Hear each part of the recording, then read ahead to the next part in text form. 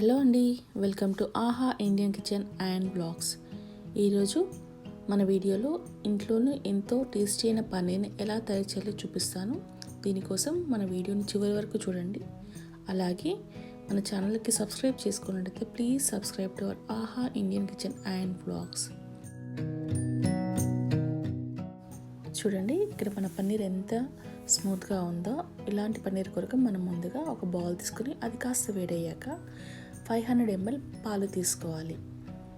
ఇప్పుడు ఆ పాలు 10 నిమిషాల పాటు మీడియం మంటపై మరిగించుకోవాలి. ఈ ప్రాసెస్ మొత్తం మీడియం ఫ్లేమ్ పైనే చేయాలి. పాలు అడగంటకూడదండి.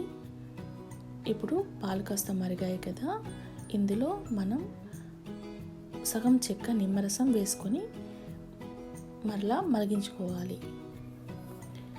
ఇప్పుడు ఇక్కడ చూస్తుంటే 5 నిమిషాల తర్వాత పాలు ఇలా విరిగిపోవడం చూస్తున్నారు కదా. ఇప్పుడు దీన్ని ఒక స్పూన్ సహాయంతో బాగా కలుపుకోవాలి.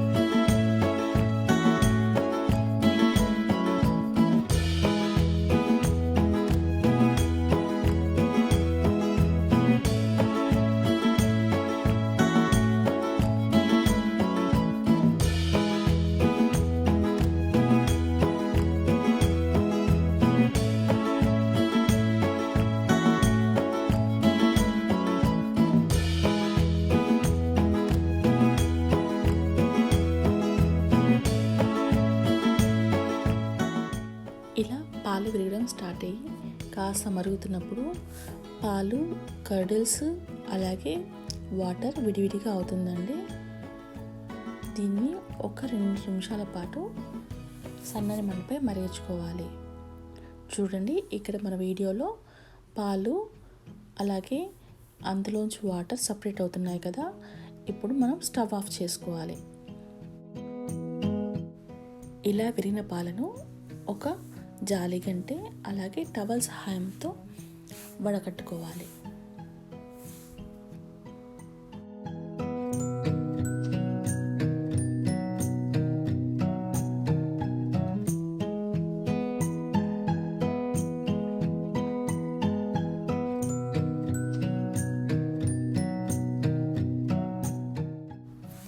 ఇప్పుడు దీనిపై ఇలా వాటర్స్తో కాస్త వాష్ చేసుకోవాలండి. దీనివల్ల మన పాల్లో వేసిన నిమ్మరసం పులుపు పోతుంది.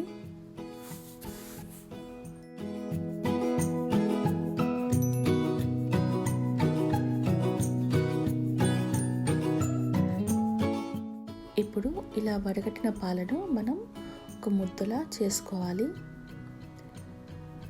దీనిని ఒక బౌల్పై పెట్టి దానిపైన బరువైన ఒక వస్తువుని ఉంచాలి. అప్పుడు మన పాలలో ఉన్న వాటర్ అంతా పోతుంది. చూడండి, మన ఎంతో స్మూత్ టెక్స్చర్ అయిన పన్నీర్ రెడీ అయిపోయింది. చూడండి, పన్నీర్ చేసుకోవడం చాలా సులువు కదండి. మన ఇంట్లో కాస్త విరిగిన పాలను మనం ఇలా చేసుకుంటే మంచి పన్నీర్ కర్రీ చేసుకోవడానికి ఈజీగా ఉంటుంది.